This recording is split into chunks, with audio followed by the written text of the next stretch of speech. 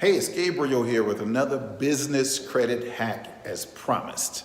I was talking to a mentee of mine today, and luckily we had a session scheduled because he was looking to buy a seasoned corporation. And I said, listen, with this seasoned corporation, what are you attempting to do? He said, I'm looking to get some business credit. I said, okay, so that's what this session is about. He said, yes. Well, I got a tip for you. I saved him a lot of money because the seasoned corporation thing that people try to do, to buy a corporation 2 years, 5 years, 6 years season, and then go out and apply for credit, that doesn't work as much as it used to. Let me tell you why. The corporation can be seasoned for 2 years, 3 years, 4 years, 5 years.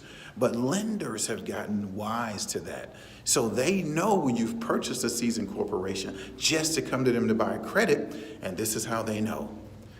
When they ask you about the bank account, yes, the bank account. When they say, give me your bank account information, they no longer review the age of the corporation based on the actual age of the corporation.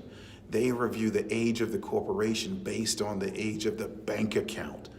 If your bank account is not seasoned 2 years, then you may not be approved for business funding. So know this, be careful when you buy seasoned corporations. Make sure that the lender you're buying that corporation for to attempt to get business credit, make sure that they don't judge the actual date of the opening of the bank account versus the date of the opening of the business or the inception of the business. Be aware of that. That's more of a credit tip / hack.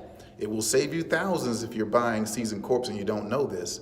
But it will also save you the frustration of filing or applying for so many business loans and being declined with a good credit score and not knowing why. It's the age of your bank account that's getting the applications declined in most cases. All right, that's your business tip / credit hack for today.